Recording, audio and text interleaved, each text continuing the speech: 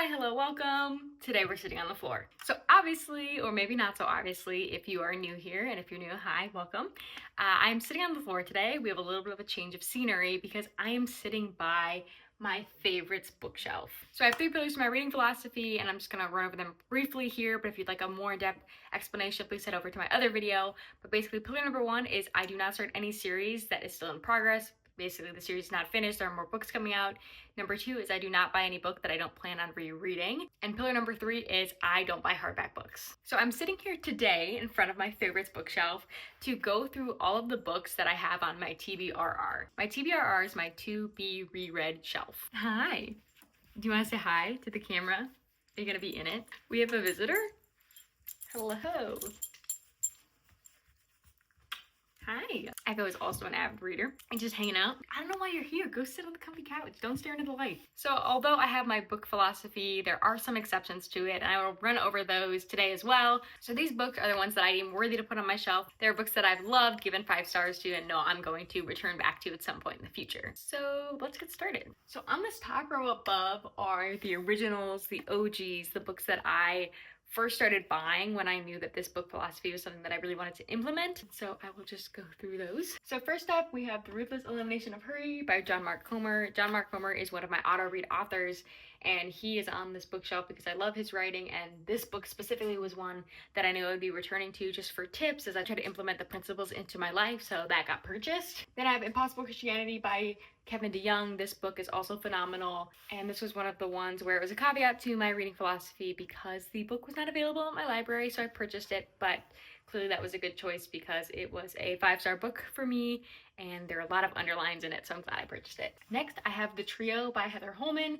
The trio consists of Guarded by Christ, Chosen for Christ, and Seated with Christ. Of these, I've only read Seated with Christ, but again, another 5-star book for me, and I really love Heather Holman. She's another one of my auto-read authors.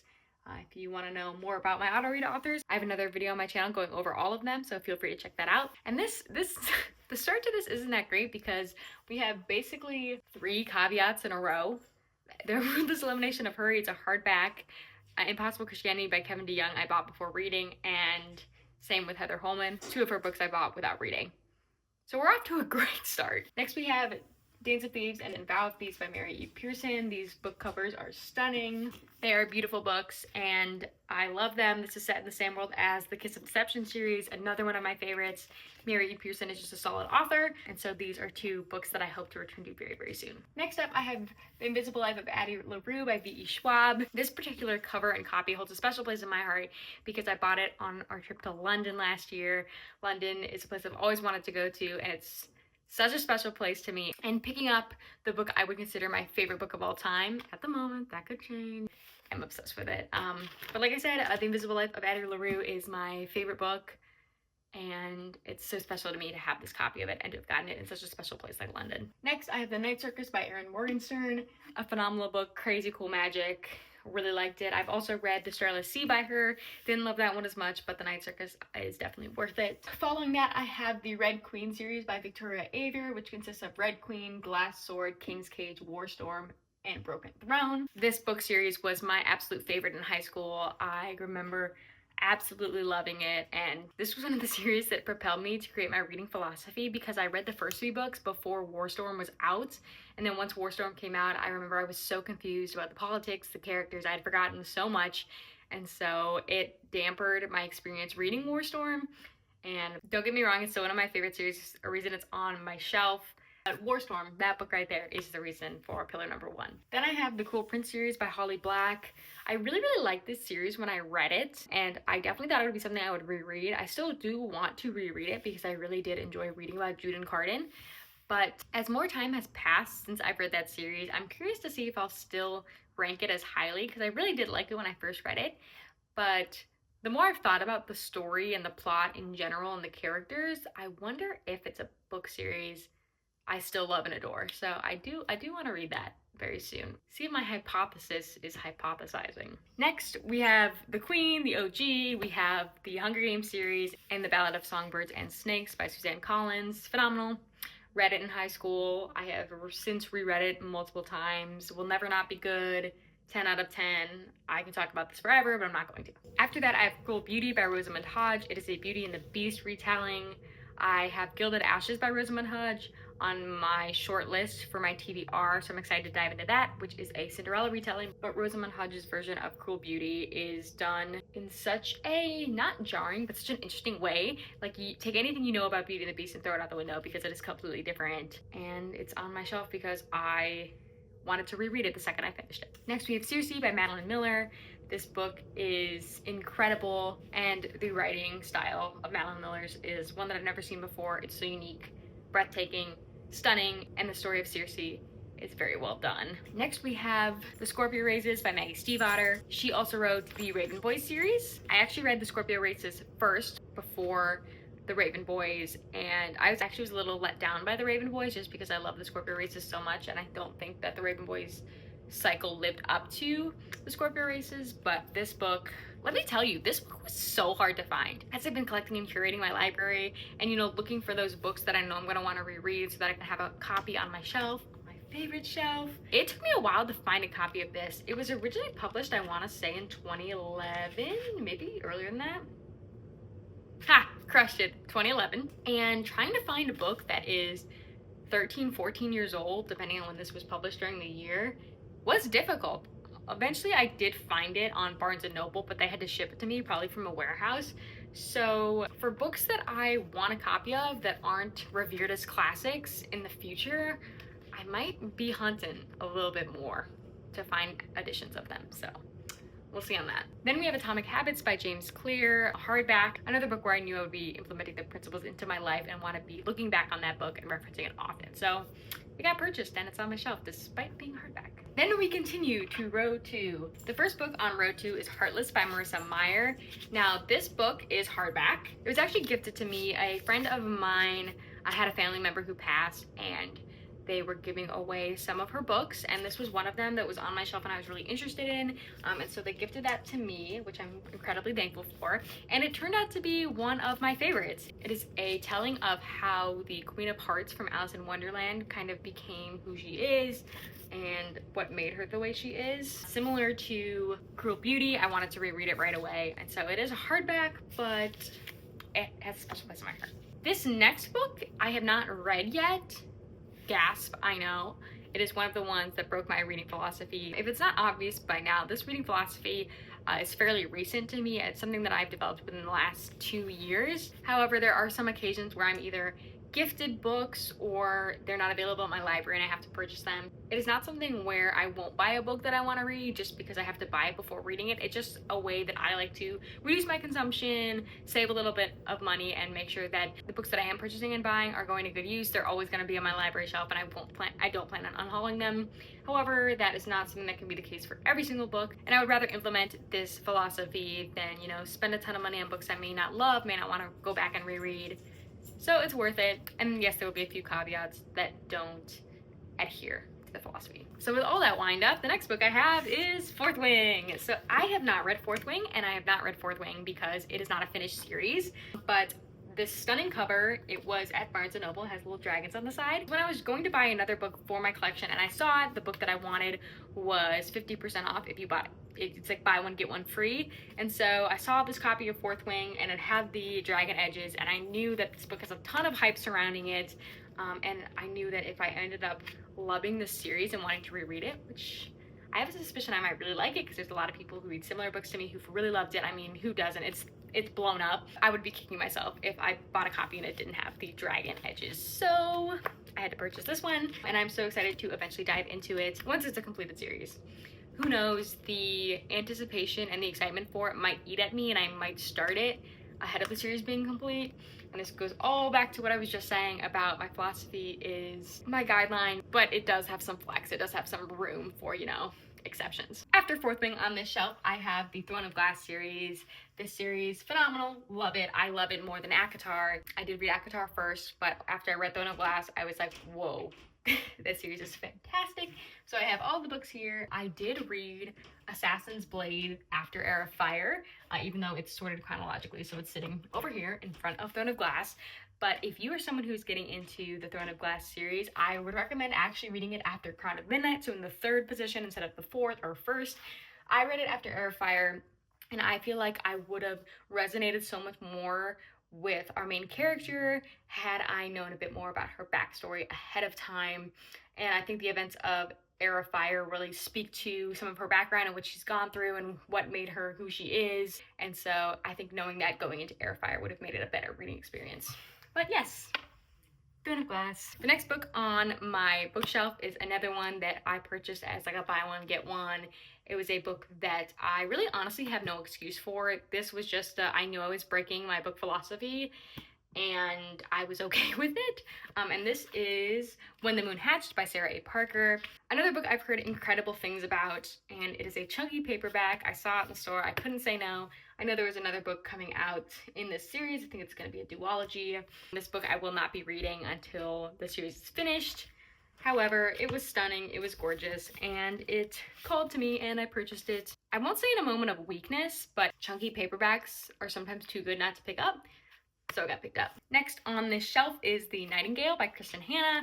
This is a World War II historical fiction book following two sisters who live in Paris, and it goes through their two different experiences with the Nazi occupation of Paris. It'd be surprising to me if you haven't heard of Kristen Hanna by now, but if you haven't heard of Kristen Hanna, she does a lot of relationship-based books, a lot of historical fiction. She's won many awards. Some of her other really common books are The Great Alone and Firefly Lane, among others, and she's very well known and very well loved. Next I have A Darker Shade of Magic series by V.E. Schwab, which consists of A Darker Shade of Magic, A Gathering of Shadows, and A Conjuring of Light. This series I absolutely adored. I am so excited to reread it, and I'm even more excited because V.E. Schwab is coming out with a spin-off series set in the same world but following different characters, and I own the first book of it. This book doesn't feel like a breaking of my rules because A Darker Shade of Magic is one of my favorites. There's a reason I've purchased them and they're on my shelf, and I'm looking forward to rereading them.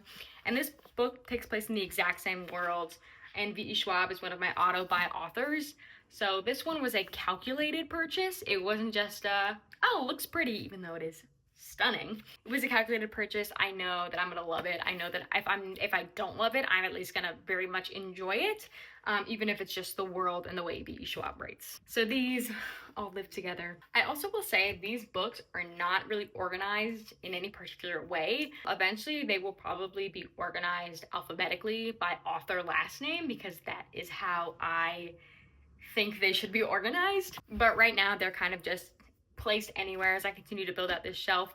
The bottom rows you can see here is not even close to being fully filled in, and so it's just not something that I prioritize, but eventually we'll get there. It'll be an organized shelf and organized with purpose. Next on my favorite shelf, my TBRR, is 1984 by George Orwell, a classic, a book that everyone should read. If you haven't heard of what this book is about by now, I would be surprised, but if not, go take a look at the Goodreads description.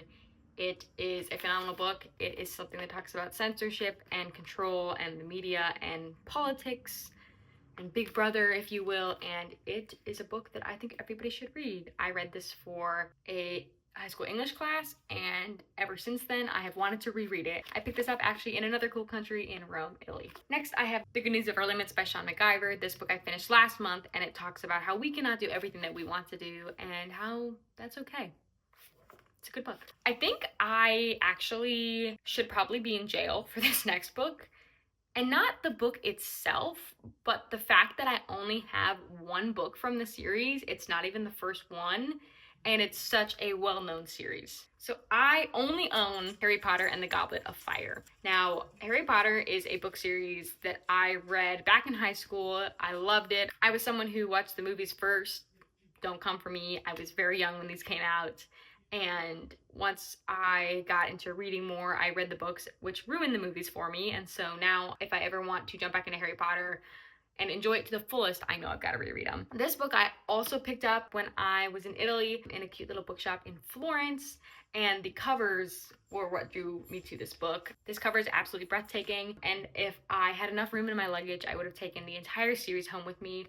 but unfortunately I can only take one, and this was the coolest cover. I view this book as a turning point, particularly Cedric's death, when it goes from a, you know, lighthearted wizarding school book to a book with more adult themes and more mature themes. Sorry for the spoiler if you haven't read the book yet, but this came out 25 years ago. 25 years ago. If you hadn't read it by now, your loss. But read it, actually. Read it if you haven't read it yet. It's really good. Read it. The next two books are the newest additions to my TBR, and they are One Dark Window and Two Twisted Crowns. I recently purchased these and I talked about them in my last video. Feel free to check that out if you want a more in-depth exploration from me, but phenomenal. They also have like the smooth cover where it's not like shiny, and it's just like, I mean, obviously you'll probably get a glare, but like it's a really interesting material. So that's a plus. Next on my shelf is Six of Crows by Leigh Bardugo. I actually had Crooked Kingdom at one point, and I think I accidentally donated it with other books when I was unhauling some books, like just some lower middle grade books that I had read when I was younger and that weren't really books that I felt the need to keep. But I never had Six of Crows, so I'm not sure if Crooked Kingdom was gifted to me, but I'm sad about that, and so I am hunting again to put these books back on my shelf. So started with Six of Crows, and I'm sure I will collect Crooked Kingdom in no time. And the last book on my shelf of my favorites is A Court of Thorns and Roses. I read this book in 2020, absolutely adored it, absolutely loved it, and I have read the whole series, but I bought this book specifically because I am looking to do a reread of it, just because I've seen a lot of talk about it recently and I've really been missing the world. I know there's some time between Sarah J Maas's series, and I want to get to the Crescent City series soon, and so I thought I would kind of do this as a little appetizer before I got into Crescent City. I don't think I'll reread the whole series, but maybe just the first book, just to, you know, reminisce, think about all the good times I had while reading this book. But I only have the one. I don't have any of the other books in the series, another series that I'm slowly collecting, and I'm sure that I will finish this and inevitably want to reread the whole series before getting to Crescent City, and so I'm sure those will be added to my shelf in no time. So this is my favorite shelf, my TBRR shelf. However, for the books that are on here that I haven't read yet, they're kind of placed on here as I have really, really high expectations for these books, and so they live here. So for example, like Fourth Wing, I have very high expectations for it, and so it's on the shelf kind of as I think this is going to be a book series that I'm going to want to reread. So it's here preemptively. Same thing with When the Moon Hatched by Sarah A. Parker. It's a book that I've heard a lot about, and I think, hey, I think I'm going to really, really enjoy this. If I know my taste at all, who knows? I may not like it at all, but we're not going to even assume that's an option. And then The Fragile Threads of Power by V.E. Schwab. V.E. Schwab is an auto-buy author for me, and I expect great things, and I don't think she'll let me down. So that book is on this shelf as well. Basically, aside from When the Moon Hatched and Fourth Wing, if a book is on here that I haven't read, it's because that author is an auto-buy author for me, and I have high expectations. I'm also looking at the shelf and just realizing I forgot a book. Also on here is Range by David Epstein. This was a nonfiction book about why generalists triumph in a specialized world. So it really talks about how having general knowledge is really, really helpful and applicable, and why it can be advantageous for someone to just be a generalist in their field instead of a specialist. He uses an example like, we need people with generalized knowledge because there can be a lot of crossover between different disciplines, and people who are super specialized may not think out of the box like that, but there are cases where it's really good to have a gardener team up with a rocket scientist because there might be the smallest bit of overlap that helps them solve a problem.